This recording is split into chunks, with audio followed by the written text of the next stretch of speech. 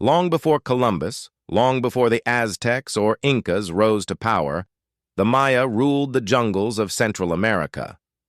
From around 250 to 900 AD, they built vast cities like Tikal, Copan, and Palenque, filled with towering pyramids, observatories, and ball courts. They were master astronomers, mathematicians, and architects. They developed one of the most sophisticated writing systems in the ancient world. Their calendar could predict eclipses centuries in advance. And their cities were connected by causeways, trade routes, and shared cultural rituals.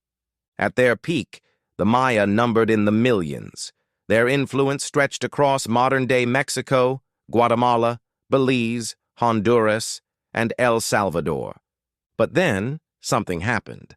Around the year 900 AD, the great cities of the southern lowlands began to fall silent. Tikal, once home to tens of thousands, was abandoned. Copan, with its intricate stelae and temples, was deserted. Palenque, hidden deep in the jungle, was left to decay. There was no single battle, no invading army, no volcanic eruption. The collapse was slow, uneven, and deeply mysterious. Some cities in the north, like Chichen Itza, continued to thrive for a while. But the heart of Maya civilization, the southern lowlands, emptied out. The jungle reclaimed the temples. The scribes stopped writing. The kings stopped ruling. For centuries, no one knew why. Modern archaeologists have uncovered clues, but no single answer.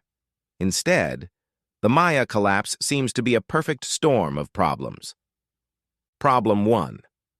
Environmental stress. Pollen samples and lake sediments show signs of massive deforestation. The Maya cleared land for farming and construction, but without sustainable practices. Soil eroded, crops failed, and then came the droughts. Between 800 and 1000 AD, the region experienced repeated severe droughts. Without rivers or lakes, the Maya relied on rainwater stored in reservoirs.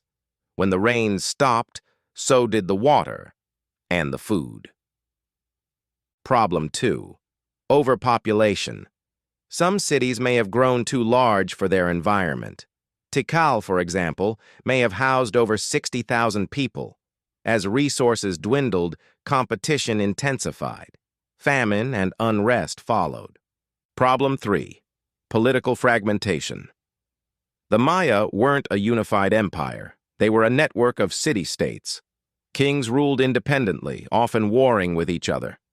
As environmental stress grew, so did political instability. Dynasties collapsed, alliances broke, civil wars erupted. Problem 4. Social upheaval.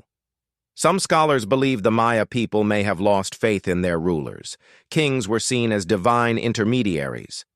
When they failed to prevent famine or drought, their legitimacy crumbled. People may have simply walked away, abandoning cities and temples for smaller rural communities. Here's what's often misunderstood. The Maya didn't vanish. Yes, their great cities were abandoned. Yes, their writing system faded. But the Maya people survived. Their descendants still live across Central America today, speaking Maya languages, practicing traditional rituals, and preserving ancestral knowledge. In fact, some communities never collapsed at all. Cities in the northern Yucatan, like Uxmal and Chichen Itza, continued to flourish for centuries. The Spanish conquest in the 1500s was brutal, but it didn't erase Maya identity. So when we talk about the Maya collapse, we're really talking about the fall of a political and urban system, not the disappearance of a people. The Maya collapse is one of history's great mysteries. It wasn't a single event. It was a slow unraveling, and it holds lessons for us today. It shows how environmental mismanagement, political fragmentation, and social unrest can destabilize even the most advanced civilizations. It reminds us that no society is immune to collapse, not even one that mastered astronomy and built pyramids in the jungle. But it also reminds us of resilience. The Maya didn't vanish.